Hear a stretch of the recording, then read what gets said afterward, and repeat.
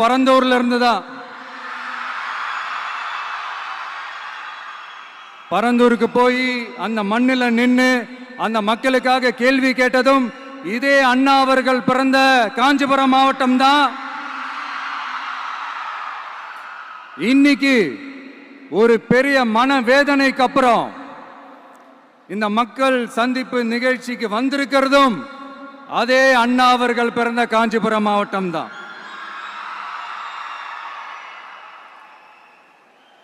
அதனால நமக்கு எல்லாமும் கொடுத்த நம்ம மக்களுக்காக எல்லா நல்லதையும் செய்யணும், அதுவும் சட்டப்பூர்வமாக செய்யணும், அங்கீகாரத்தோட செய்யணும், அதிகாரப்பூர்வமாக செய்யணும், ஒட்டுமொத்த தமிழ்நாட்டு மக்களுக்கும் செய்யணும், ஒரே மாதிரி செய்யணும், ஒரே எண்ணத்தோட செய்யணும்.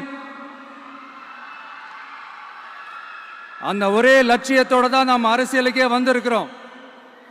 அதனாலதான் மக்களிடம் செல் அப்படின்னு சொன்ன அண்ணாவை கையில் எடுத்தோம். அவங்க சொன்ன மாதிரி மக்களை நோக்கி போறோம். ஆனா மக்களிடம் செல்னு சொன்ன அண்ணாவை மறந்தது யாரு?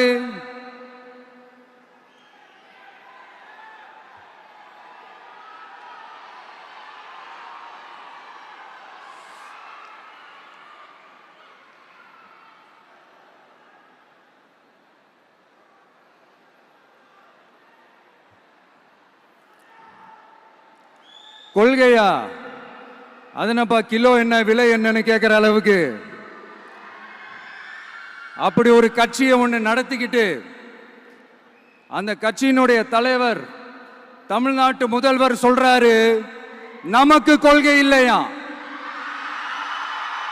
எப்படி? நமக்கு கொள்கை இல்லையா? பிறப்புக்கும் எல்லா உயிருக்கும்னு ஒரு அடிப்படை கோட்பாட்டை நம்ம கட்சியினுடைய ஒரு முக்கிய கோட்பாட்டை அறிவிச்ச நமக்கு கொள்கை இல்லையா?